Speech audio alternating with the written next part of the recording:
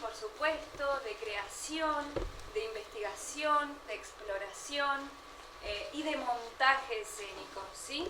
Este año nos toca la temática de teatro abierto, que es una experiencia que nace en 1981, en plena dictadura militar, como respuesta al gobierno dictatorial de ese momento, que estaba conformado por Viola, Galtieri, Lambruschini y me falta un apellido más. Bueno, lo que hace este gobierno es eliminar la cátedra de teatro argentino contemporáneo del Conservatorio de Artes Escénicas de Buenos Aires y como respuesta, digamos, el argumento era que eliminaban la cátedra de teatro argentino contemporáneo porque no había autores nacionales.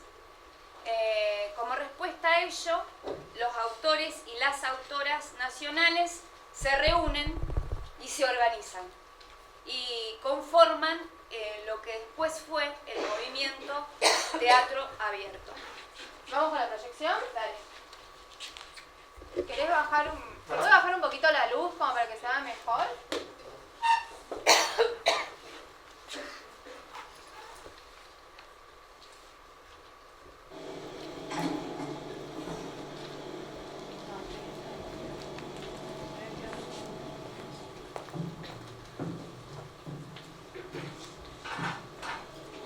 En un escenario como este, hace muchos años ocurrió un atentado.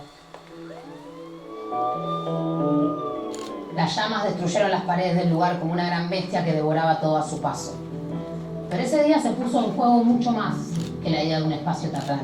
Se pusieron en juego la vida y la libertad de expresión. Pero de esa llama surgiría una marea de fuego mucho más grande, casi imposible de frenar. ¡Pasen, señores! Teatro Abierto 81 fue fundamentalmente un hecho solidario, absolutamente teatral. La imaginación contra el miedo. Si aquí no hay, lo repito. La creación contra la destrucción. Teatro Abierto arranca en la unión de autores. 21 autores, 21 directores, 3 obras por día, los 7 días de la semana. ¡Los! El objetivo era rebelarse, absolutamente rebelarse. quiero hablar de mi hijo. Del hijo que hoy no va a venir aquí. Teatro Abierto está hecho para usted. señoras y señores. Aquí ocurrió una historia, con personajes nobles e infames, con momentos de gloria y tragedias, justamente como en una representación dramática.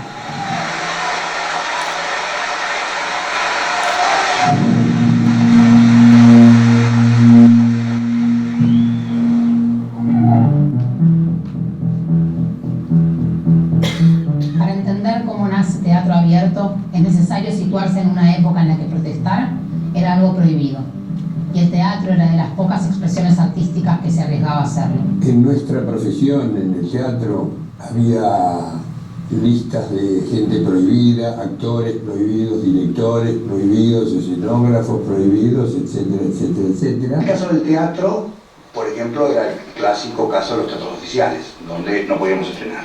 Esto se trasladó a la actividad privada. La actividad privada podía llamarte, pero los empresarios, por si acaso, no te llamaban. Estamos muy saturados de cosas que no son nacionales, ¿no? No solamente en el teatro, sino en la cultura general. Los artistas en general se han contaminado y producen elementos contaminados, y la gente se ha contaminado de recibir esos elementos contaminados. Es como que haría falta un sistema médico como para descontaminar, ¿no? Hubo dos aspectos muy resonantes, digamos, muy movilizadores.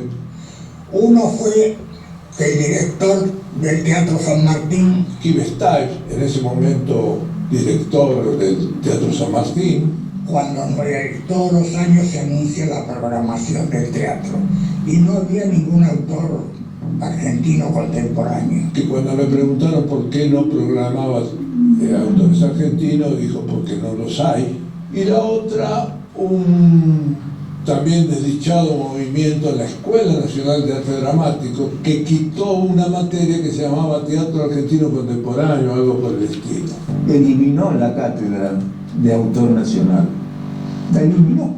Y bueno, eso nos molestó. Un día con un autor y con un actor, y después fuimos varios, empezamos a reunirnos semanalmente, porque nos habíamos dado cuenta que nos estaban separando, se estaban rompiendo en pedacitos. Y esa es la única manera de sobrevivir, estar juntos. ¿Cómo hacemos para que más autores argentinos estrenen obras? ¿Cómo hacemos para promocionar el teatro argentino? Por eso Teatro Abierto arranca en la unión de autores, no de actores.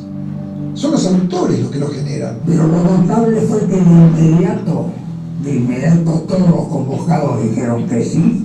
Hay necesidades que se van generando en forma secreta, en forma subterránea, y que de repente hacen eclosión. Y los primeros sorprendidos somos nosotros. Yo pienso que responde a algo vitalmente, entrañablemente necesario. ¿Dónde está? Nada, no hacemos nada, señor. ¡Matábamos hormigas! Eso, matábamos hormigas. Desde abril dijimos, che, tendríamos que empezar a anunciar que vamos a hacer esto, qué sé yo. Entonces se decidió armar una conferencia de prensa.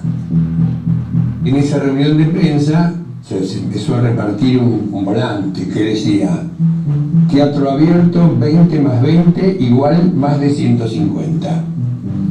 Y después decía: ¿qué es Teatro Abierto? Un reencuentro del teatro argentino con el público. Por primera vez en el mundo, los hombres de teatro más representativos del país se reúnen para decidir la realización de una muestra conjunta. ¿Por qué? Porque el teatro ha sido siempre un foro donde se ventilan los padecimientos y las esperanzas de una época. Porque el teatro es una forma de comunicación, un espejo del alma que retrata una época, como decía Shakespeare. Y creemos que tenemos que dar a nuestros espectadores la oportunidad de mirarse en un espejo honesto, fiel, imaginativo, sensible, audaz y por sobre todas las cosas argentino. ¿Qué le ofrecemos? 20 obras de 20 autores argentinos escritas para este ciclo especialmente, dirigidas por 20 directores e interpretadas por más de 150 actores. Teatro Abierto está hecho para usted y su ausencia nos invalidaría. Tal vez salga de aquí el rumbo futuro del teatro argentino. Trácelo con nosotros. Julio, agosto, septiembre de 1981. Yo creo que el Picadero se eligió porque fue, no sé si el único en ese momento, que brindaba el espacio para este evento. Fue el espacio que se encontró y que estaba dispuesto a arriesgar. Yo era alumna de Rubens Correa, me llamó, me convocó y estaba feliz de poder trabajar ahí, trabajar con él y con todos los compañeros. Lo que encontré fue un espíritu de grupo y colectivo muy fuerte, solidario. Había una energía tremenda y era muy notorio como todo el mundo tenía puesta la camiseta, ¿no? La misma camiseta. Y eso era muy emocionante y daba mucha confianza porque bueno, ensayábamos en horarios complicados, ensayábamos de madrugada y sin embargo nos cuidábamos entre todos y todas. En ese momento no era sencillo hacer este tipo de teatro. Era complicado, teníamos miedo. Estar juntos era bueno, el hecho de tener un elenco tan numeroso era muy bueno porque el miedo se pasaba rápido, pero el miedo existía. El teatro funcionaba con su cartelera fija y entonces los espacios que quedaban libres eran los de trasnoche. Es una de las pocas horas en que se puede reunir toda la gente y porque recién a las 24 termina la actividad de otros elencos en el teatro y hoy se inaugura un periodo en el cual el Teatro del Picadero va a estar trabajando las 24 horas del día. En el teatro tenemos una costumbre que es el ensayo general. Es decir, es como antes de salir, veamos cómo estábamos, corregir algo, qué sé yo. Y se invita amigos, ¿no? Bueno, 10, 15 personas para que opinen. Eso es muy habitual. Bueno, en este caso, el primer ensayo la sala estaba llena. Cuando termina esa función, estamos todos muy contentos de que por el primer día hubiera venido gente. Ya cuando hicimos esa primera semana de preestreno para los integrantes de Teatro Abierto, tuvimos la sensación de que iba a ser un bombazo. Brindis, festejos, aplausos, agradecimientos, abrazos. El teatro estaba más vivo que nunca. En ese momento, en ese lugar, parecía no existir ni la censura ni la persecución. Solo la ilusión, la esperanza de que se podía enfrentar ese poder. O eso creían.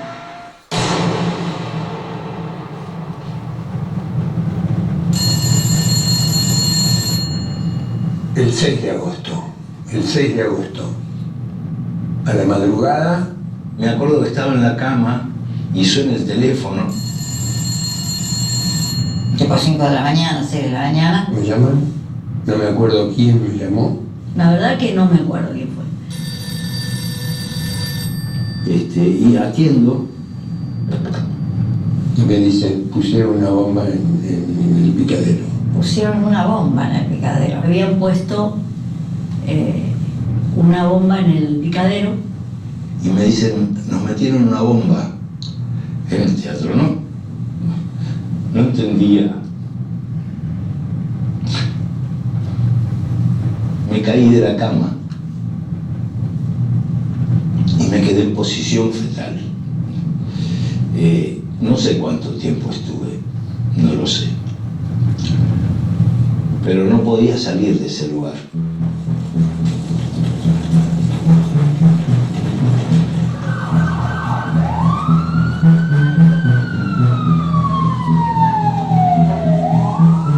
Retroceder, paralizarse o continuar.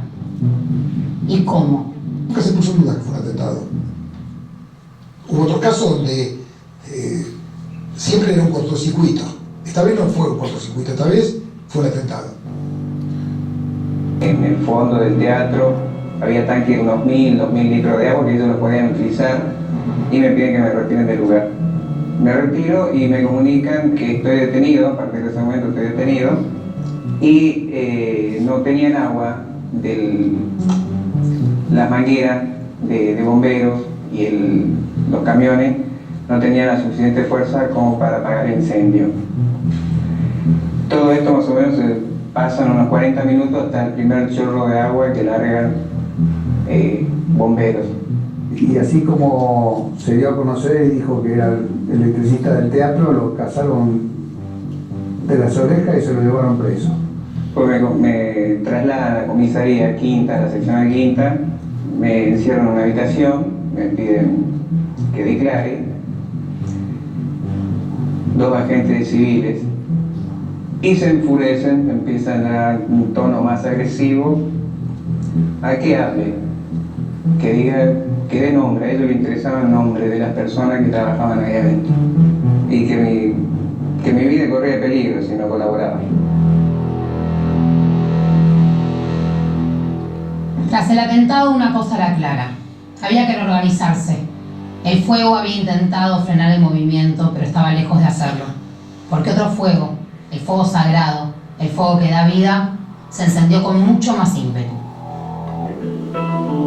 Seguimos.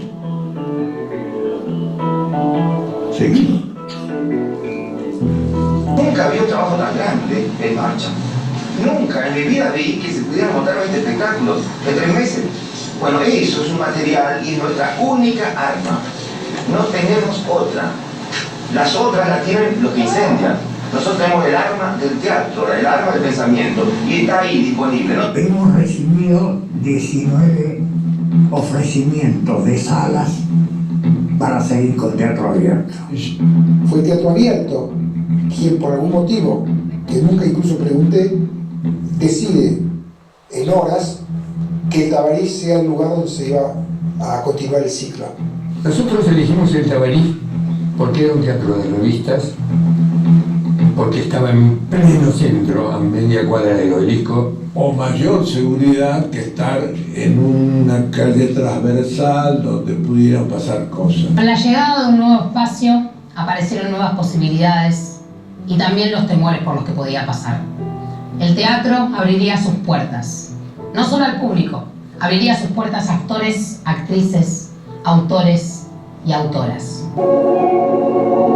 Necesitaba dos personajes, un peluquero y su cliente. Y el sometimiento del cliente a todas las demandas insólitas del peluquero es lo que lo lleva a la muerte, no tanto la actitud del peluquero en sí. Es subrayar que la pasividad, el decir sí desde el comienzo y a todas las situaciones, nos conduce inexorablemente a la muerte. Stefani, no ayude nada, ¿eh? Yo lo único que necesito que me acompañe. Anda ahora, que matamos, dale. Va. Campaña, como el cotorro va quedando desolado, todo el lujo en la cartera con... ¿Y qué es espera tensa? Es la tensión de la espera frente al ataque. En espera tensa no se puede hacer el amor. Los negros de Nueva Zelanda podían esperar 3 meses en una trinchera y no protestaban, lo hacían por la paz. Sí, pero nosotros no somos negros. Pero eso es Argentina. Es un hecho de boca a boca masivo. Había largas colas, creo. Pasó mucho tiempo y hay cosas que ya no sé si las imaginé, las soñé, me las contaron o las viví o las vi. Nunca nadie imaginó. No solo fue un enfrentamiento a aquel poder despótico, la dictadura. Sin pretenderlo al principio, Teatro Abierto inspiró nuevos movimientos, nuevas expresiones, que también buscaban romper con lo establecido. Este movimiento traspasaba las fronteras del teatro y se expandía a otras formas de arte, a toda la sociedad. Después del Teatro Abierto se hizo danza abierta, cine abierto, poesía abierta. Incluso no solamente en Buenos Aires, porque ahí en Rosario, Córdoba, Bahía Blanca o en otros lugares hubo manifestaciones. Una utopía, un mero acto de rebeldía, un intento por aunque sea sobrevivir y salvar una pequeña parte de nuestra cultura. Lo cierto es que Teatro Abierto generó un movimiento imparable y una marca en nuestra historia. Sí, lo que definitivamente falta es algo que nos junte a todos. Y eso es lo que tuvo Teatro Abierto, quizá. Mover el cuerpo, sacar la voz. Y el olvido es algo que se prende demasiado pronto y se olvidan cosas que realmente no deben olvidarse. Este traslado de la experiencia histórica, de los viejos hacia los jóvenes, no para que hagan lo mismo que hacemos nosotros, no, porque eso fue nuestra época, fue nuestro mundo, nuestras cosas, sino para que vean de dónde venimos, de dónde vienen, para hacer lo que se les cante el culo y saber que antes hubo gente que estuvo luchando por cosas que tienen que ver con ustedes. Les pido a todos, los jóvenes sobre todo, que resistan. Hay que resistir. Hay que generar hechos de resistencia contra el maltrato, hechos de resistencia contra la miseria y el hambre, hechos de resistencia contra la codicia insoportable. Una utopía que, como todas, terminó cuando tuvo que terminar. Un sueño de esos que se alcanzan rara vez y del que hubo que despertar para poder soñar de nuevo. Porque es claro, sin sueños no se puede vivir.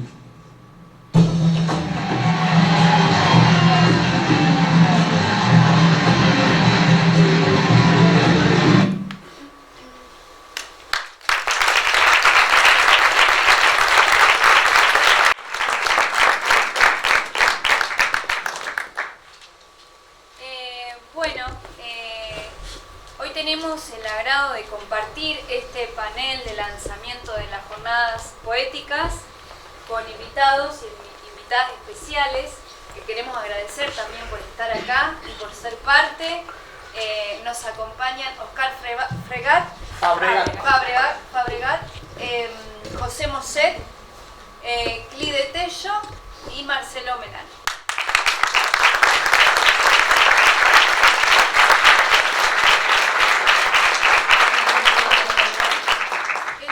Bueno, yo soy José Moset y participé en Teatro Abierto Rosario en el año 82 como autor de la obra Rebelión en la playa de estacionamiento, que dirigió David Edery y que fue interpretada por dos actores, eran 6 personajes.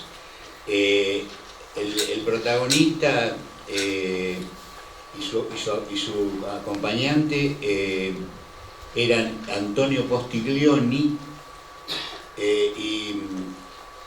y Emilio Lensky. Y en el resto del elenco lo integraban Oscar Fabregat, Miguel Franchi, que era muy joven y comenzaba su trayectoria teatral, Lila Gianelloni y una actriz uruguaya que ocasionalmente estaba en Rosario, que figuraba en los programas simplemente como María del Carmen. Bueno, creo que están, mencioné a todos, y esa obra fue una entre las 14 que integraron la programación. Nosotros nos habíamos enterado y habíamos palpitado la creación de Teatro Abierto en Buenos Aires, y a fines de ese año, del año 81, surgió la idea de organizarlo aquí. Entonces yo asistí a la primera reunión por invitación de Jorge Vidoletti, hermano de Mario, que era un director que hoy vive en Buenos Aires, pero que en aquella época trabajaba aquí. Se habían reunido un grupo de personas con esta idea, y la primera reunión la tuvimos en un departamento de la calle Tucumán y Entre Ríos más o menos, que era donde vivía una actriz, una estudiante de teatro, mejor dicho, que prestó su casa para esa reunión. Y yo recuerdo que ahí estaba el que mencioné, Vidoletti, la dueña de casa, Patricia Colovini, estaba también Elena Lochichero, profesora de la Facultad de Humanidades. En ese momento hacía crítica teatral en el diario Rosario y participó como autora con una obra. Allí en ese momento se dio el primer paso para la creación de ese movimiento. Y simplemente, para sintetizar, quiero decir que la significación que tuvo fue muy grande, porque durante un mes, durante todos los días del mes, la sala Aureliano, que estaba en la calle Sarmiento al 700, se llenaba todos los días. Eran 14 obras que se repartían los 7 días de la semana, 2 por día. Y allí se dio un fenómeno inusual, porque el teatro se llenaba todos los días, y porque además, para ponernos en sintonía con aquella época, el gremio teatral de Rosario estaba dividido en 2 grandes grupos de origen gremial. Estaba la Asociación Argentina de Actores, Delegación Rosario, y estaba Sistea, por otro lado, pero ahí, a pesar de que estaban enfrentadas ambas entidades y sus respectivos representados, y había una sorda guerra entre ambas, ahí el Teatro Abierto logró el milagro de unir a esos 2 amplios sectores, y eso explica que nunca más se repitió un caso así. Bueno, no quiero continuar.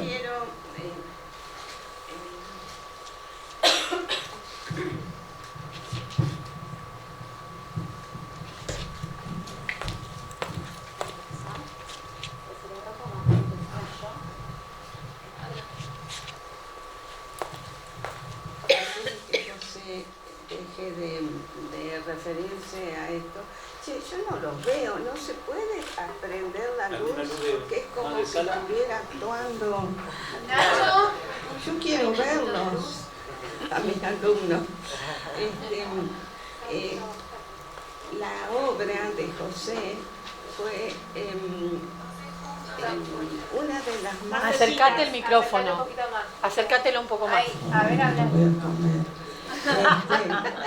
La obra de Josué fue una de las más que tuvo mejor recepción en la crítica y en el público. Realmente fue una de las obras destacadas por el periodismo y por el público. Y cuando yo leo esto que me entregaron sobre la obra de Griselda Gambaro, Decir Sí, no puedo dejar de relacionarlo, y porque también pienso, cuando releía las obras de Teatro Abierto Buenos Aires, que Griselda Gambaro, en Decir Sí, era muy fuerte. Esa obra es la más sintética, la más breve tal vez, pero la más fuerte en cuanto a demostrar maldad, una oscuridad interna tremenda. Lo que se dice aquí es fortísimo, y la obra de José tiene esas características. Entonces, yo te pregunto, José, ¿vos la volviste a hacer ahora? ¿Vos la pusiste en escena u otro? No. ¿Quién puso en escena la obra? Bueno, ¿Vos? El año pasado se estrenó una versión. La obra tiene 43 años. Sí. Y en ese recorrido sí. tuvo un par de puestas en escena. No, pero ahora... Pero esta última la dirigió Alejandro Pérez Leiva. Ajá. Se estrenó el año pasado y justamente ahora, el mes que viene, se van a hacer 2 funciones. Una versión distinta, por supuesto, que una nueva generación de actrices y de actores. Bueno, eso es lo que yo quería preguntar, porque yo creo que estamos en una situación de teatro de país cerrado y teatro por ahora abierto. Y quería saber qué había pasado con la recepción del público, por qué ahora, después de tanto tiempo, se vuelve a dar esta obra, y cómo fue la recepción. Fue muy buena, y yo creo que la obra está viva, por algún misterio porque sigue la reacción, que es un público totalmente distinto del que la vio en el año 82. Y también, sí, yo creo que más allá de algunos pequeños detalles, como puede ser, ahora en ese momento ni se sabía la existencia de los celulares y ahora se usaba, por ejemplo, pequeños detalles así, pero el texto se mantuvo totalmente. El texto tiene, bueno, él era uno de los actores que justamente es el que, es decir, hay un personaje principal que es un viejo muy loco que entra... Disculpa, Clide, Oscar actuó en Rebelión, la obra que escribió José en Teatro Abierto, por eso se está dirigiendo directamente. No es que era un viejo muy loco. Claro. Era un joven. Era un joven, pero él es el viejo loco lo tiene loco él, porque lo quiere matar si no le consigue los cigarrillos. Bueno, y yo te quería preguntar si, ¿cómo ves vos ese personaje ahora? ¿Qué te parece la pregunta? Porque tu personaje estaba totalmente dominado por un viejo loco, que lo único que quería era que le consiguiera cigarrillos, y que estaba en una playa de estacionamiento y decía que era un bar y que estaba, bueno, ¿cómo ves vos ese personaje tuyo tan dominado por un viejo loco que incluso tiene armas? ¿Cómo lo ves vos ahora? Porque a mí me llamó mucho la atención que se pusiera esta obra en estos años. Esa era mi pregunta. Bueno, yo creo que la obra de José, Rebelión en la playa de estacionamiento, trascendió la época en que José la escribió. Porque justamente lo que plantea la obra de José es todo lo que el progreso nos trae y lo que vamos perdiendo, ¿no? Lo que vamos perdiendo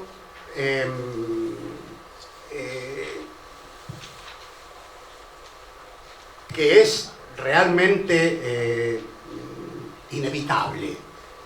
Es inevitable. El progreso, si bien nos trae cosas nuevas, importantes, pero también hace que perdamos muchas cosas.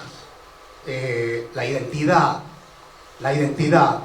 Yo creo que precisamente lo que el viejo, el protagonista, que creo Goyo se llamaba, ¿no? La lucha que él tenía era de que le habían derrumbado, le habían sacado el bar donde él iba todos los días a tomar su café, y resulta que ese bar terminó siendo una playa de estacionamiento. Y él no se resigna a eso, no se resigna, queda contra viento y marea, él sigue viendo ese bar ahí. Y el chico que cuida la playa de estacionamiento trataba de hacerle entender, mire señor, esto es una playa de estacionamiento, si acá hubo un bar, la verdad que yo no sé. Pero el viejo sí sabía, él pasó toda su vida en ese bar y se lo sacaron. Desapareció, como desaparecen tantas cosas.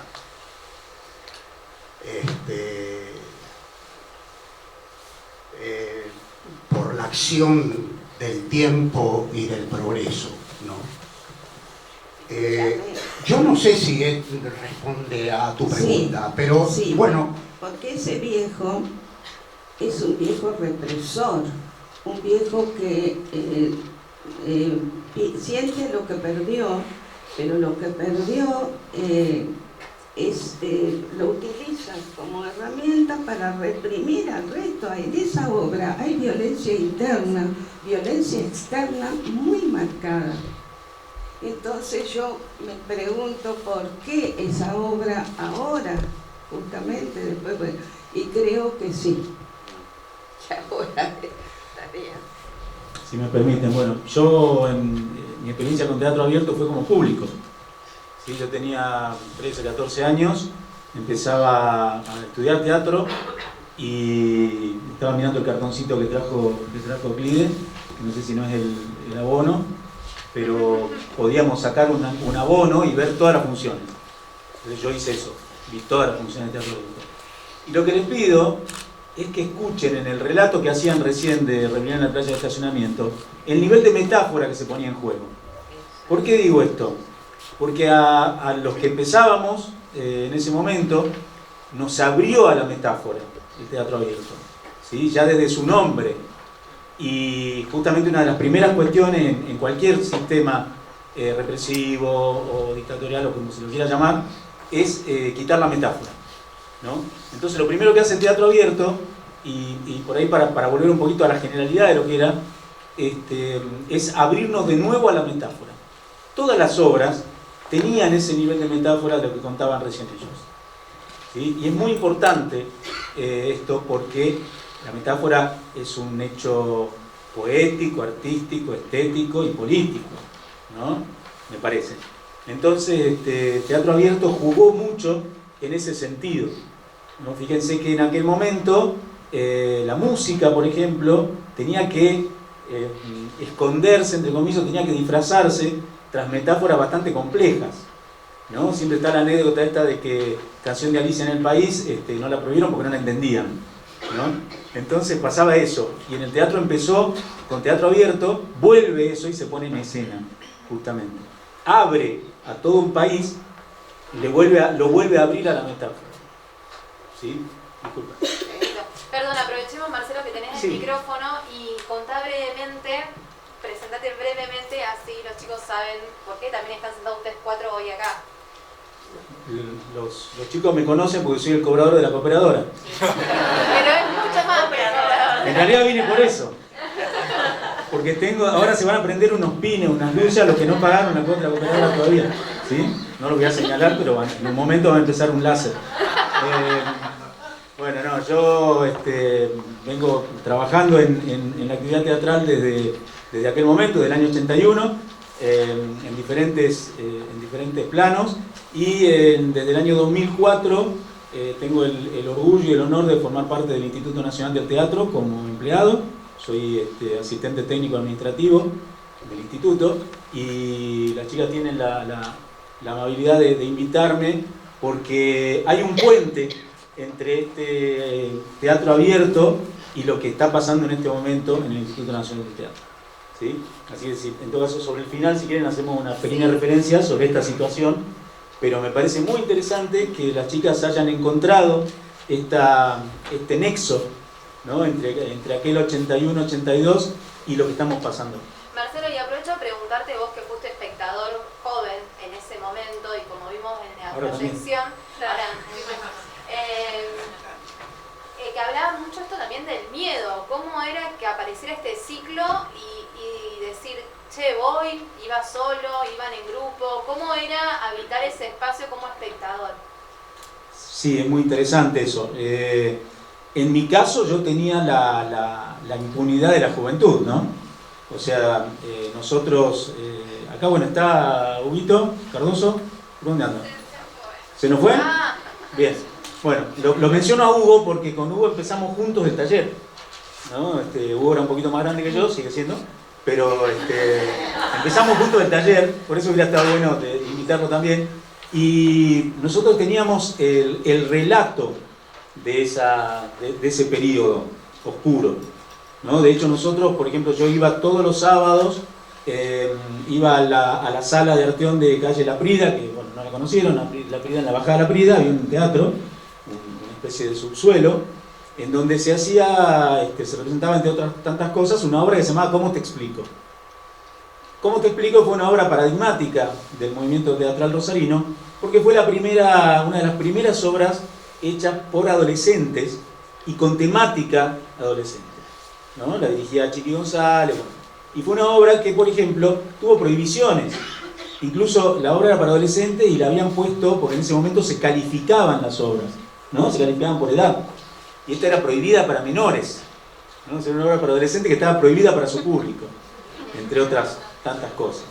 Y así cada uno de los que me acompañan hoy tienen su anécdota con respecto a eso. Por lo tanto, cuando íbamos a Aureliano, sí, había algo de miedo, de temor. Ya te digo, no en nosotros por la edad, ¿no? O sea, nosotros ya veníamos envalentonados, digamos, ¿no? O sea, que a nosotros nos esperaba algo un poco mejor. Pero sí, creo que de eso pueden hablar mucho más los compañeros. Creo que hay un dato histórico que aclara algo. En el 81 se hace Teatro Abierto en Buenos Aires con ese final del atentado que no hizo más que multiplicar la trascendencia del ciclo. Pero después nosotros en el 82 las obras las presentamos, había tiempo hasta marzo para presentar las obras. En mi caso y en el de otros autores, los organizadores nos pidieron una obra que la presentamos. Vencía en marzo el plazo. Pero iban a ver, y tenían que ser 14 obras y se presentaron 43. Entonces los organizadores decidieron que iba a haber un jurado para que las eligiera, pero ocurría una cosa curiosa. Los primeros que habíamos presentado no usamos un seudónimo, sabían quiénes éramos, y los nuevos sí, con seudónimo. Bueno, el jurado eligió 14 obras, pero yo remarco esto de que fue en marzo, porque el 2 de abril siguiente fue empieza la guerra de Malvinas. Y entonces, cuando nosotros hacemos el ciclo, que es en septiembre, septiembre del 82, ya la situación política estaba cambiando y no era la del año anterior. No obstante, no es que habían desaparecido los atentados y todo eso, que estaba latente. pero la situación era otra. Había otra participación ciudadana. Sí, digamos. ya comenzaba a manifestarse una apertura, bueno, hacia... Sí, también tampoco, supongo. Muy claro, sí. Sí, pero ya los partidos políticos habían salido de la clandestinidad, digamos. Y antes de que aparezca la posibilidad de sumarse al movimiento acá en Rosario, ¿cómo era la actividad teatral de ustedes? Que cuando todavía estábamos en dictadura. No, era muy intensa.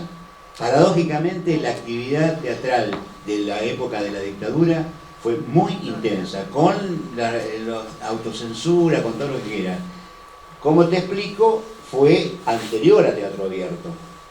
Y bueno, y hay toda una historia con el juzgado de menores y todo eso que fue ganada por la gente del grupo y con el apoyo de todos los demás, y pudo seguir adelante. Pero Rosario tenía bueno, en esos años, por ejemplo, se hicieron los 3 éxitos extraordinarios, que fueron 3 obras de Armando Discépolo al mismo tiempo.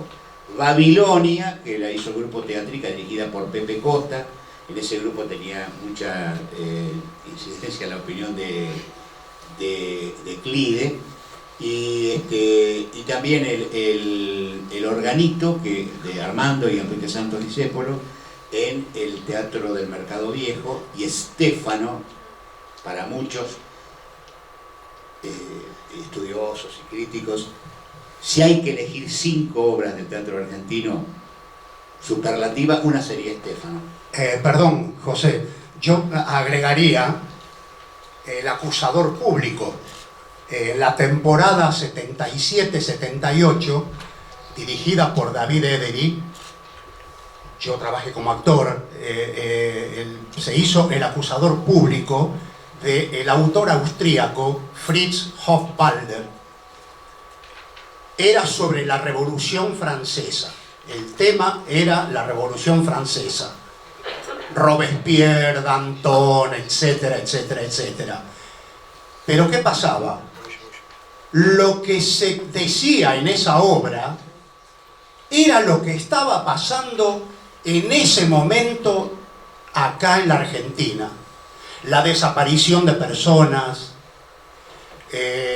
el no tener derecho a la defensa, o sea, todo lo que se decía en la obra era lo que estaba pasando acá en ese momento. Pero claro, como el tema era la Revolución Francesa, no tuvimos problemas, ni fuimos perseguidos, ni... bueno, no nos prohibieron, no nos amenazaron, pero un poco la pantalla que teníamos era que el tema era la Revolución Francesa. Pero era lo que estaba pasando acá en ese momento. La desaparición de personas, la guillotina, etcétera, etcétera, etcétera. Y bueno, eso también pasó con Babilonia, en donde se plantea una situación social, socioeconómica muy dura. Estaban los de arriba, los de abajo, los sirvientes de la cocina, los de arriba, los señores de mucha guita. Y bueno, fue premiada por una de las instituciones de censura de Rosario. ¿Cómo se llamaba? La Liga de la Decencia. La Liga, exactamente. ¿Cómo? ¿La Liga de la Decencia o la Liga de Madre de Familia? La Liga de Madre de Familia premió a Babilonia. Y ahí Armando Discépolo dice lo que nadie se hubiera atrevido a decir, a lo mejor por temor. Era época de listas negras, era época de censuras, de persecución. Y bueno, las obras que mencionó José de Armando Discépolo, que se dieron todas, fue una cosa increíble, se dio en la época del proceso. Más de 100 representaciones. Babilonia, más de 100 representaciones, y fue invitada al Teatro Cervantes en Buenos Aires. Yo quiero volver un poco a Teatro Abierto en Buenos Aires. Cuando estamos hablando de qué pasó, por qué el teatro abierto en Rosario un año después, cómo y por qué. Bueno, eso yo lo viví personalmente porque iba a ver espectáculos a Buenos Aires en las 2 temporadas de invierno-verano.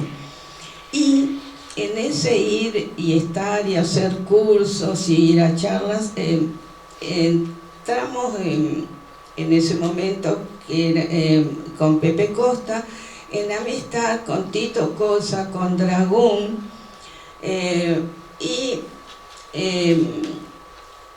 todo un grupo de Carlos Gorostiza, de grandes autores en el momento, que fueron los que empezaron a armar el proyecto de teatro abierto, sobre todo Dragún. La idea sale de Dragún. Y esto es la anécdota que yo quisiera contar porque nos marcó.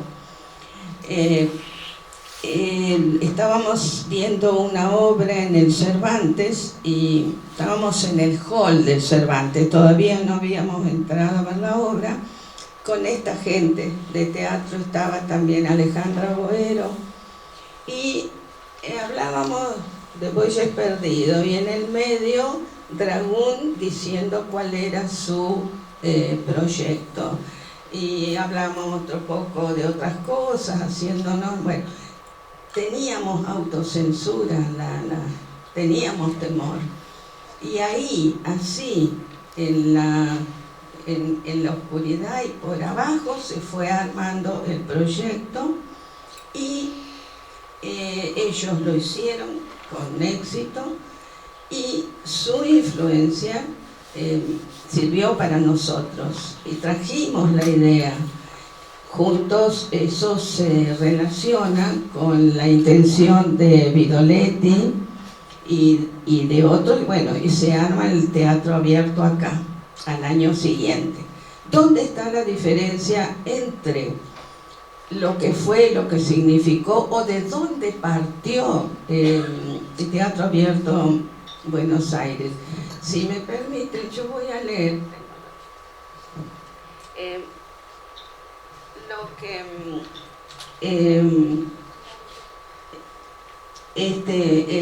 el actor Jorge Rivera López lee cuando se inaugura este acontecimiento teatral en el Picadero, lo que escribió Carlos Somigliana. ¿Por qué hacemos teatro abierto? Porque queremos demostrar la existencia y vitalidad del teatro argentino tantas veces negada. Tantas veces negada. Estaba negada en ese momento.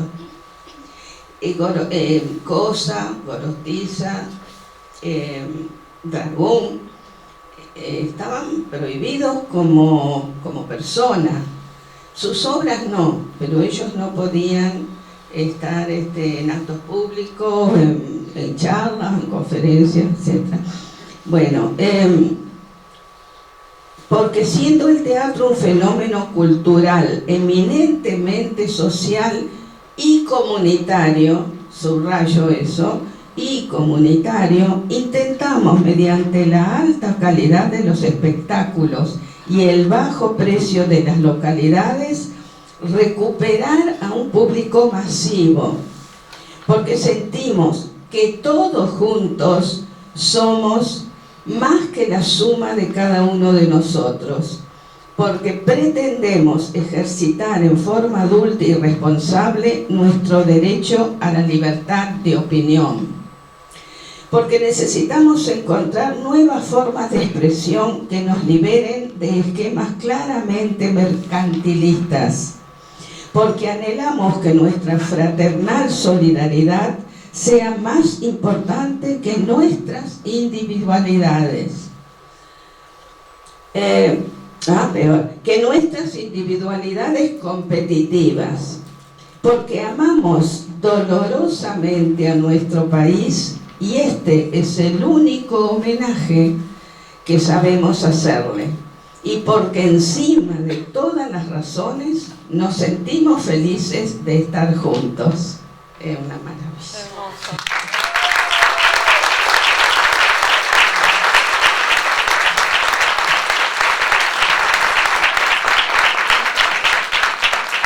Este tipo de declaraciones no aparecieron en el Teatro Abierto de Rosario un año después, pero era lo que sentíamos. Eso es lo que habíamos recibido de Buenos Aires. Por ahí dicen, no, pero Rosario le copió a Buenos Aires. No le copió, lo sintió, lo hizo suyo, por lo menos en el grupo en el que yo estuve, en los que organizamos el Teatro Abierto de Rosario, lo sentíamos así. Y otra cosa que voy a tomarme un tiempito más, si ustedes me permiten, el Teatro Abierto Buenos Aires publica inmediatamente ese mismo año todas las obras que se dieron. Y en esta primer semana en que se presenta el acontecimiento teatral en el Picadero, a los pocos días lo incendian. Cuando se termina de publicar el libro, la situación ya era otra. Entonces, hay algo que muy breve, pero se los voy a leer. Dice, Teatro Abierto, en el epílogo del libro, ellos ponen, que se había incendiado el teatro, y leen la siguiente declaración. Teatro Abierto perteneció inicialmente a un grupo de actores, autores, directores y técnicos que conformaban una parte importante, pero una parte del teatro argentino. Hoy, Teatro Abierto pertenece a todo el país. Eso también amplía lo del principio, es decir, primero hay acá estamos, somos nosotros, pero ahora todo el país, y así lo recibimos acá en Rosario. Exactamente, disculpa Clide, pero en esta serie documental expresan en una parte muy bien esto de que no hay un plagio, no hay una copia, no es un ciclo que se copia, sino que es un movimiento que va adquiriendo cada vez más voces y más gente se suma para movilizarse. Sí. Entonces tiene que ver con eso, que es una expansión, no es que aparecen copias. Y se torna colectivo, se torna popular, quiere decir que en el Tabarís había 500 localidades, creo, se llena durante varias semanas. Entonces, lo que se ve y también lo que aparece también en los medios extranjeros es el reconocimiento del Teatro Abierto también como un movimiento único en el mundo, sin precedentes y que no se puede volver a repetir y que dura lo que duran esos años de dictadura hasta el advenimiento de la democracia. ¿Por qué? Porque era un movimiento político y profundamente antifascista. Es decir, su espíritu era ese espíritu de rebelión contra el gobierno de facto. Y necesidad de hablar también, de alzar la voz. Claro, y sus acciones de censura, de persecución, de eliminación de la identidad, de eliminación de la persona, de asesinatos, desapariciones. Sí, pero te digo algo, en ese momento no sabíamos todo esto que estamos viendo ahora. Ahora se puede hablar, desde lejos lo podemos ver y analizar. Hay mucha bibliografía, desde entonces a ahora hay una bibliografía interesantísima sobre el Teatro Abierto, sobre el análisis de cada una de las obras ahora, pero en ese momento fue muy duro. Pero no del de Rosario. No, el de Rosario no, de Rosario no tenemos, yo tengo un trabajo una búsqueda muy pobre, porque cuando lo hice no conseguía las obras, no conseguí ni una obra salvo estaba impresa, la de José y Sueño de Barrio de Fontana Rosa, que fue otra de las obras que tuvo un éxito muy grande. Y solamente esas 2 obras están publicadas, el resto desapareció. Sí, yo quería señalar Sueño de Barrio porque también Clide tuvo que ver en la adaptación, porque Fontana Rosa no quería saber nada con escribir una obra de teatro, no iba al teatro, no iba a ver sus obras. Por eso yo escribí un trabajo que lo titulé Roberto Fontana Rosa, un dramaturgo a pesar suyo, porque es el autor más representado. Yo busqué en alternativa teatral y en los últimos años más de 100 puestas en escena de cuentos, de historietas o de relatos adaptados de textos de Fontana Rosa y convertidos en obras de teatro. Sí. Pero él jamás escribió una obra de teatro. Y Sueño de Barrio es un cuento. No lo escribe como un cuento, ni siquiera. Bueno, No, sí, hace una narración. No, claro, es un cuento de uno de los libros, de los primeros libros. Pero, está en los primeros claro. libros. Bueno, y lo otro que quería decir, que vos lo mencionaste y que es rigurosamente cierto, es que hubo un director prestigioso y con razón prestigioso que dijo, cuando lo invitaron a participar, dijo, ¿por qué quieren invitarlo a Buenos Aires? No, yo no quiero saber nada. Así que también esas internas bueno, se les vamos a agradecer muchísimo a Marcelo, a José, a Clide, que es investigadora teatral, porque nunca llegó a presentarse, pero para que todos la conozcan, ella es investigadora teatral de acá de la ciudad de Rosario. Y Oscar, ¿no? Estoy en lo cierto, Oscar. Bueno, les agradecemos muchísimo. Vamos a...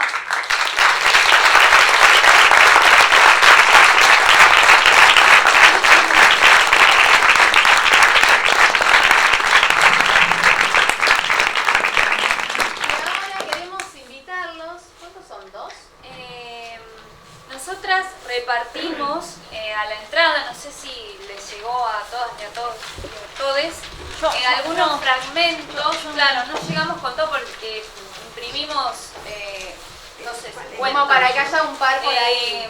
Imprimimos algunos fragmentos de algunas obras, claro, que se hicieron en Teatro Abierto de Buenos Aires y en Teatro Abierto de Rosario. No tengo.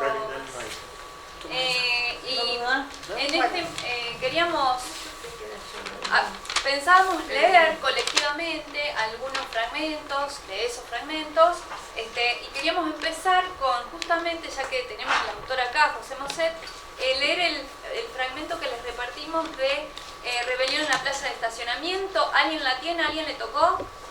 ¿Alguien le tocó? ¿Quiere sumarse a leer? Rebelión. Se la llevó toda Hugo. Ahí hay una y otro. Ahí hay otra. Bien, el primer fragmento que pusimos es justamente el inicio de la obra. Es muy interesante. A mí me llamó mucho la atención, por ejemplo, la sugerencia escenográfica. Me despertó un imaginario oscuro, pero a la vez interesante. Y después, bueno, lo que nombraba Clide, esta relación con decir sí de Griselda Gambaro que hay en la cuestión del desarrollo de una escena absurda, que cada vez va ascendiendo en esa absurdidad y donde algunos personajes se someten a justamente pedidos absurdos sin ofrecer ningún tipo de resistencia. Y también está muy bueno cómo rescata el lugar de las mujeres en ese momento, qué es lo que esa figura de censura, de represión, de devoración del otro hace con las mujeres y cómo las mujeres también se plantan frente a ello, ¿no? Frente a este arrasamiento. Así que bueno, ¿quiénes van a leer entonces? Levanten la mano, 1, 2, 3 ya. 1, 2, listo. Empleado. Viejo. Por favor. ¿Vos lees las didascalias? Yo leo las didascalias. Pau va leyendo las didascalias ahí en el medio. Por favor, tratemos de proyectar, elevar la voz, así nos escuchamos, ¿sí? Bien. Aunque vengan acá, ¿quieren acercarse al micrófono? ¿Se animan?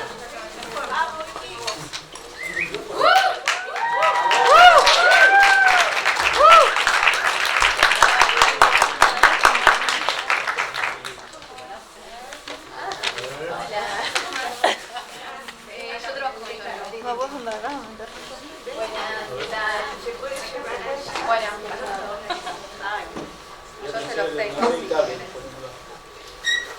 Hola, Marcelo. Está pasando por el otro lado. Bien. Hola, Marcelo. Hola. A ver acá. Venga más para acá, chicas. A ver, hola, hola. Hola. Ahí va. Vengan ahí. Empiezo yo. Sugerencia escenográfica. Una cantidad de cubiertas de neumáticos de automóviles distribuidas en el escenario. En la penumbra, entra Viejo. Pasea lentamente mirando a su alrededor. Con algunas cubiertas, arma una mesa y coloca delante dos más a manera de sillas. Se sienta. Un haz de luz se acerca. Entra empleado, buscando con una linterna. Señor, Un café. ¿cómo? Un café y un vaso de agua. No puede estar aquí. ¿Por qué? ¿Es muy tarde? Sí. Sos nuevo, por eso no me conoces. Señor, tiene que salir. ¿Hace mucho que trabajas? El anterior de la noche era muy amable. Mientras pasaba la escoba me dejaba un rato más. Por favor, salga. Tenés aspecto tucumano. ¿Sos tucumana vos?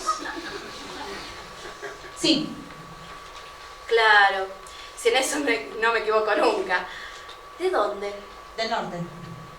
¿Pero de dónde? Bueno, termínela y váyase. Un momento. Mucho cuidado. Señor, yo no quiero que esto pase a mayores. No quiero pelear con usted ni con nadie. Estoy trabajando. Son las 12 de la noche. Hace 35 años que vengo aquí. ¿De qué parte de Tucumán sos? No, no soy de Tucumán. Ah, quisiste engañarme diciendo cualquier cosa. Eso está mal. Muy mal. No es para tanto. Además te pedí un café. Está bien, le traeré un café. Sale.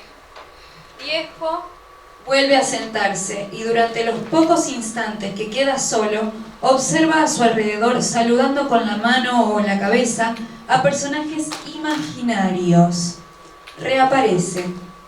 Empleado con un termo, un pocillo y un vaso. Aquí tiene.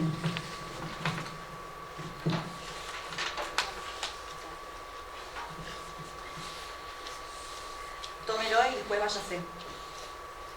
No es tan tarde. Y sí. ¿Hace mucho que trabajas acá? No, devuélvame la linterna. ¿Cuántos años tenés? ¿No entiende que no puede quedarse? Te hice una pregunta. 37. Sí, más o menos lo calculé. Del 45. Cuando entré en la empresa cerealista, siempre desayunaba aquí. ¿Había un bar aquí? El mismo. ¿Me devuelve la linterna? Las pilas están descargadas. No puedo salir a comprar y la uso mucho. Perdonen, tecnología. Hay un error técnico. Perdón, vas a tener que fiarme el café. Te aseguro que nunca me pasó, pero me quedé sin un peso. Mañana te lo pago. Sí, está bien. Gracias. Bueno, ¿qué va a hacer? ¿Ya cierran? Sí. Usted es el único que queda. Déjame 10, 15 minutos más, mientras vas levantando las sillas. Yo podría dar unos pesos para que vuelva a su casa. No voy a volver a mi casa. La noche recién empieza. Bueno, para que vaya a otro bar. No me gusta aceptar plata. Con el café ya fue suficiente. Es que la noche es larga. Dale, empezá con las sillas nomás. No. Hoy voy a dejar todo como está. Qué raro. Durante 35 años lo hicieron todas las noches. Bueno, pero esta noche no. Si te dieron esa orden. Sí, me dieron esa orden, así que ya está.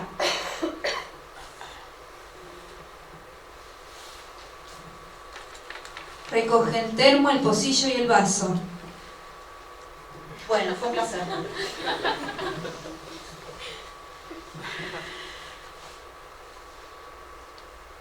¿Quién te dio esa orden? El patrón. ¿Gusti o Molina? Justi. Justi.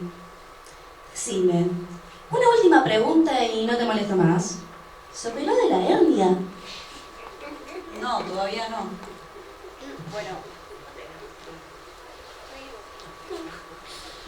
Bueno, ya le contesté la última pregunta. Te dijo que sí iría. Deme la linterna. Sí, así quería. Agárrate.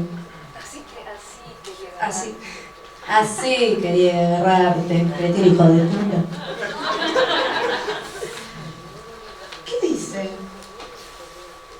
Justi murió en el 56 cuando lo operaron de la hernia. Esto se acabó. Cuidado. Sentate ahí. ¿Quién sos?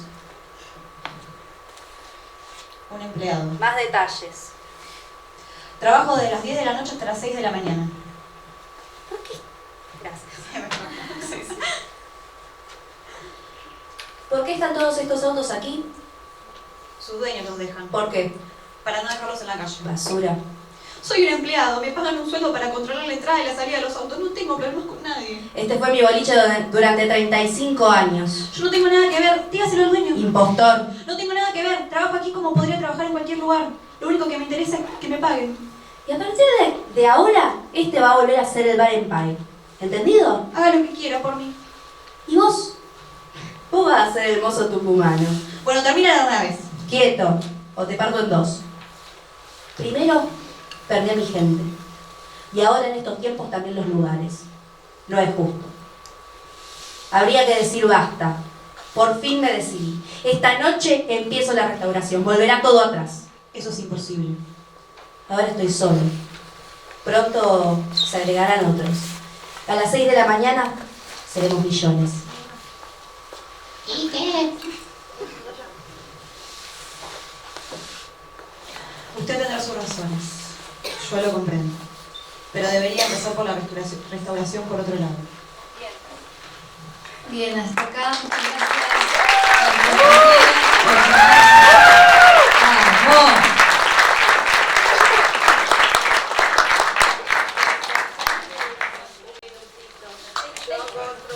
Bueno, ahora Clide va a hacer una pequeña lectura, luego va a hablar Marcelo y después ya vamos a ir cerrando.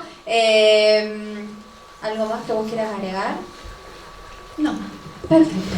Bueno, gracias a las chicas que leyeron. Paso por acá. La obra de...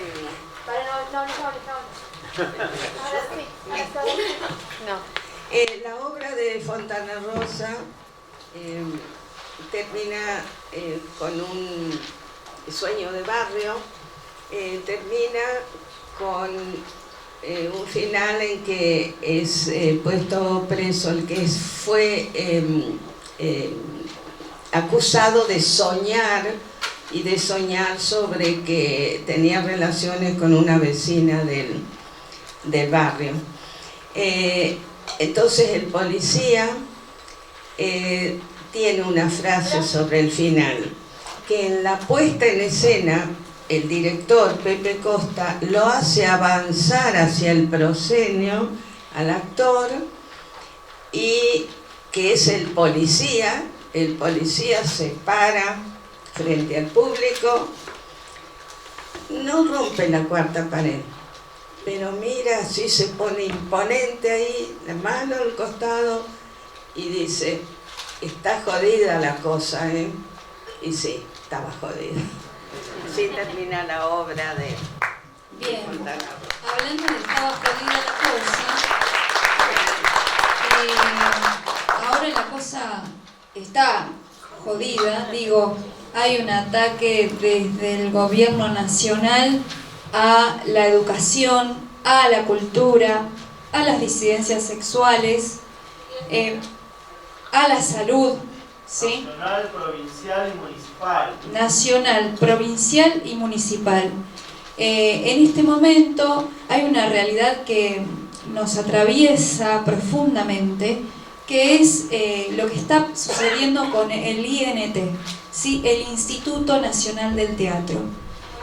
Por eso también lo invitamos a Marcelo Melano para que nos cuente lo que está pasando y ver, bueno, qué hacemos, cómo nos organizamos y cómo visibilizamos esta problemática que está atacando directamente a nuestro trabajo, a nuestro quehacer. Bien, gracias. En principio es muy importante tener presente lo que es el Instituto Nacional del Teatro. Digo esto porque el instituto atraviesa algunas generaciones y tiene una mirada muy diferente, o es visto de manera muy diferente, por los que llevamos algunos años más en la tarea teatral y por las generaciones más jóvenes. Siempre los más viejos decimos, bueno, a nosotros nos tocó hacer teatro sin el instituto, ¿no? Y hay toda una generación de trabajadores del teatro que nacen ya con el instituto funcionando. ¿Por qué digo esto? Porque esto va a ayudar a tener una dimensión de lo que nos está pasando. Y vuelvo a este puente que yo decía que se establecía entre el teatro abierto y la situación actual, que es algo que en realidad me refirió Clide. Cuando veníamos hacia acá, Clide me hace una referencia respecto a eso, ¿no? Dice, estamos otra vez en una especie de dictadura y tenemos otra vez que salir a resistir y a defender. El Instituto Nacional del Teatro se crea por la Ley 24.800, la Ley Nacional del Teatro, que entre sus considerandos tiene la creación del instituto. El instituto es una institución modelo en el mundo, en lo teatral y en lo cultural, porque tiene una estructura totalmente federal, democrática y colegiada.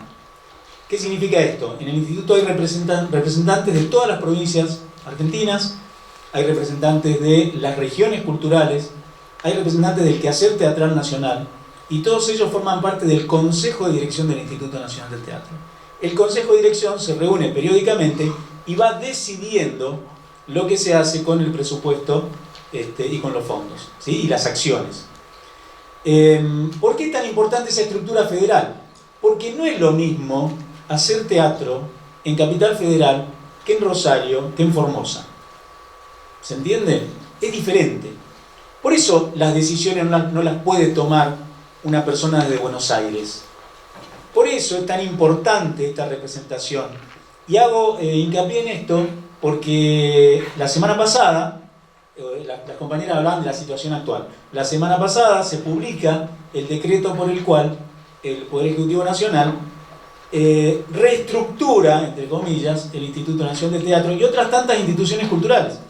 ¿Sí? Ahí en eso entraron algunos centros de estudios históricos, entra la Dirección de Bibliotecas Populares y transforman todo eso que yo les contaba, toda esa estructura que yo les comentaba de representantes provinciales, representantes del quehacer teatral nacional, etcétera, etcétera, lo transforma en una dependencia de la Secretaría de Cultura de la Nación.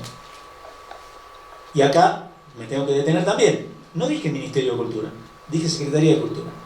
¿Sí? Recuerdan ustedes que cuando empieza esta gestión nacional, una de las primeras medidas que se toma es transformar el Ministerio de Cultura en una Secretaría de Cultura dependiente del Ministerio de Capital Humano. ¿Está bien? O sea, ahí se le baja el precio, por decirlo de manera concreta. Y el instituto ahora pasaría a ser, yo digo, es una cuestión que digo yo, va a ser un escritorio en la Secretaría de Cultura. Todo esto, chicos, es fundamental. O sea, el instituto, para llevarlo al terreno, para llevarlo al plano, todos los que estamos acá, por ejemplo, para hacer algo muy simple, pudimos empezar a hacer temporadas en verano en las salas, porque el instituto en un momento aportó para el equipamiento de aires acondicionados. ¿Sí?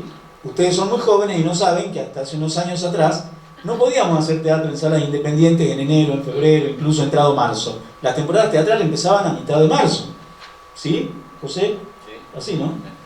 Entonces... Terminaba en noviembre, digamos. Claro, y la terminábamos en noviembre, ¿no? Porque no se podía estar más dentro de las salas. Miren qué simple lo que les estoy diciendo y qué importante, ¿no? Y así como eso, muchísimo. O sea, el instituto logra que se llegue con políticas culturales de difusión del teatro a lugares remotos, a lugares donde nunca habían llegado antes. El instituto en un momento tiene un circuito de festivales que se hacían simultáneamente en todo el país, por donde giraban obras incluso del exterior.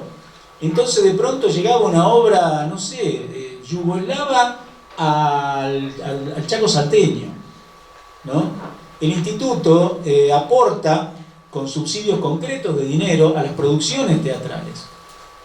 Entonces, ustedes pueden ver en los últimos 20 y pico de años de teatro, el logo del instituto, por ejemplo, en las puertas de las salas de teatro, ¿no? Imagínense una sala, en este momento, si trata de subsistir sin una ayuda, sin un aporte. ¿Sí, Clide?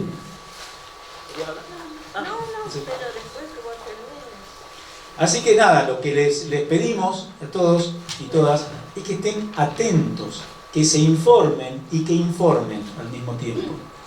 Porque esto es muy importante y esto es un limitante que van a tener ustedes en su formación y en su futuro profesional, ¿sí? Que es el hecho de no tener un aporte del Estado para su actividad. Yo ofrezco, obviamente, una vez que terminemos, lo que quieran quedarse a charlar conmigo, les cuento un poquito más, no lo quiero hacer muy largo ahora, pero básicamente eso, infórmense sobre la Ley Nacional de Teatro. Acá está. Eso Mira, es lo que Ley de quería Latina, decir. en En la la mano. Ley Nacional del Teatro tenemos una ley del año 97 con el decreto y reglamento. La ley es la 24.800 que crea el Instituto Nacional. Por medio de esta ley se crea el Instituto Nacional del Teatro. Y el decreto y reglamento número 991 del año 97 da todos los puntos que legisla, decreta. Hay una ley que se la están olvidando, que la están destruyendo. Eso es lo terrible, destruyen leyes, se las pasan por ya saben dónde. Y el tema importantísimo de esta ley es que dice claramente que el instituto pretende cuidar la cultura del pueblo. Importantísimo, la cultura de un pueblo, es la identidad de un pueblo. Y bueno, acá está esta ley, está muy bien lo que les recomienda Marcelo. La ley hay que tenerla, hay que saberla, hay que leerla. Léanla y estudienla junto a las obras de teatro y Bueno, muchas gracias Clide, muchas gracias Marcelo, como le decía. Una última cosita, entonces, tarea, leer la ley, tarea, leer el decreto, que está en todas partes, búsquenlo. Otra tarea, difundir, explicarle a la gente. Y la cuarta, la más difícil, no dejarse llevar y engañar por la información que va bajando de algunos medios, porque si ustedes leen el decreto van a ver que el decreto empieza diciendo el por qué es necesaria esta reestructuración. Todo eso es mentira, ¿sí? Dicen que es deficitario, dicen que no hay controles de fiscalización, dice barbaridades, ¿sí? O sea, yo me atrevo a decirle que toda la primer parte de ese decreto es mentira, ¿sí? Ustedes me ven seguido caminando por acá por la escuela, por el tema de la operadora, búsquenme, que además de reclamarle la cuota, les puedo contar un poquito más del instituto. Gracias. Bueno, muchas gracias. Vamos a leer un breve fragmento para cerrar y luego Vicky quiere comentarles algo respecto al Centro de Estudiantes. En 1981, autores, directores y actores se juntaron para resistir ante un contexto político represor, donde en el inconsciente colectivo dominaba el miedo y lo que se ponía en jaque era la libertad de expresión. Hoy, a 44 años del movimiento, nos preguntamos sobre nuestro contexto actual, porque para eso sirve la historia, para tener memoria y para no dejar de pensar en nuestro presente. Hoy, a una semana de que Adorni haya anunciado el cierre del Instituto Nacional de Teatro, nos preguntamos, ¿qué tan lejos estamos de aquel contexto? ¿Se está protegiendo nuestra cultura?